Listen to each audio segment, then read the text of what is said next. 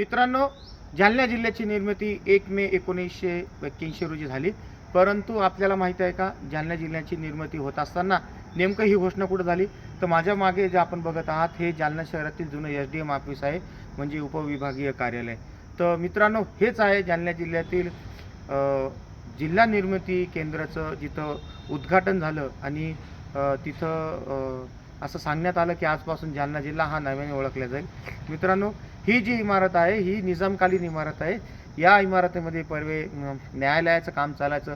त्यानंतर म्हणजे जिल्हाधिकारी इथं बसत असत स्वातंत्र्यानंतर.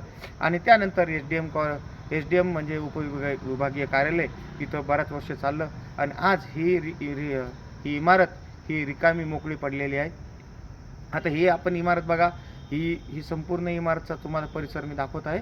आणि हा परिसर बघितल्यानंतर आतमध्ये एक पाटी दिसती की त्यावेळेसचे तत्कालीन मुख्यमंत्री बॅरिस्टर AR अंतोले यांच्या हस्ते या इमारतीचं म्हणजे या जिल्ह्याच्या निर्मितीचं उद्घाटन झालं. आणि त्यांनी घोषणा केली की आज जालना जिल्हा हा स्वतंत्रपणे ओळखला जाईल. आणि त्यावेळेस परभणी जिल्हा आणि तत्कालीन औरंगाबाद जिल्हा म्हणजे छत्रपती संभाजीनगर या जिल्ह्याचे काही तालुके तोडून या जालना जिल्ह्याची निर्मिती झाली.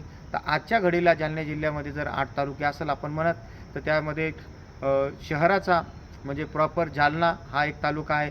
बदनापूर, अंबड, घनसावंगी, परतूर, जाफराबाद, भोकरदन असे 8 तालुके या जालना जिल्ह्याचे पडतात.